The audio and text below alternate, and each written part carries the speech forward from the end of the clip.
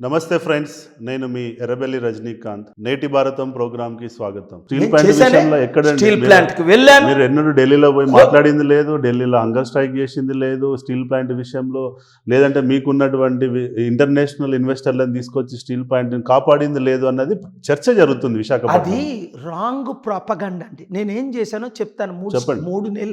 3 సంవత్సరాల క్రిందట steel plant నమ్ముతారా అనబోయేసరికి ఫస్ట్ ఆంధ్రప్రదేశ్ హైకోర్టులో కేసు వేశాను. నడుస్తుందా ఇంకా? మిల్క్ బాత్ ఇచ్చారు, కేసు నడుస్తుంది. రెండోది, ఒకటి డిస్మిస్ చేస్తే రెండో కేసు మరలా April last year 14th 26th వెళ్ళి నేను ఆర్గ్యూ చేసి ఆర్డర్ ఇవ్వడానికి AP high court chief justice ready.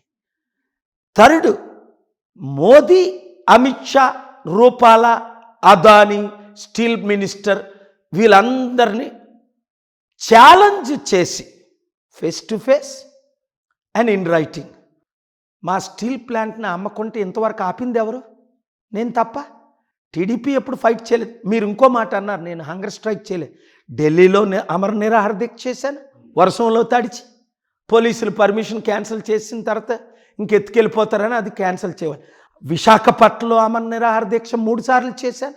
పోలీసులు వచ్చి నన్ను ఈడ్చుకెళ్ళి నన్ను చంపడానికి ప్రయత్నించారు. అదానీ ఆర్డర్స్తో, మోదీ ఆర్డర్స్తో. నన్నెవడు చంపలేడండి. దేవుడు పిలవగా వచ్చాను. నేను ప్రజల కొరకు నిలబడతాను. 10th intermediate exams post phone చేయమని కరోనాలో అమర నిరాహార దీక్ష చేశాను.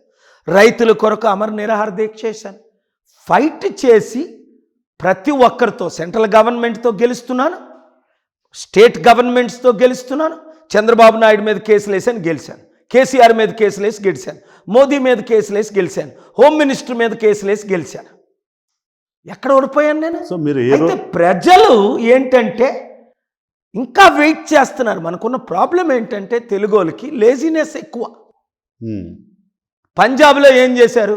అరే ఢిల్లీలో ఆమ్ ఆద్మీని గెలిచారు, మనం ఇక్కడ గెలిపిద్దామని పంజాబ్లో బీజేపీని చిత్తుగా ఓడించారు, కాంగ్రెస్ని చిత్తుగా ఓడించారు, టీడీపీ, వైఎస్ఆర్సీపీ, టీఆర్ఎస్ లాంటి పార్టీ అకాలీదళాన్ని చిత్తుగా ఓడించారు. 119 సీట్లలో 92 సీట్లు కేజ్రీవాల్ గెలిపించారు 1 year బ్యాక్. మరి పంజాబోలు సత్తా మన తెలుగోళ్ళకి లేదా?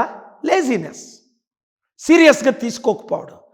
నన్ను మీరు సీరియస్గా తీసుకుంటే మీరు, మీ కుటుంబం, మీ పిల్లలు బాగుపడతారు, లేదా సర్వనాశనం అవుతారు. ఏమైపోయింది ఇప్పుడు?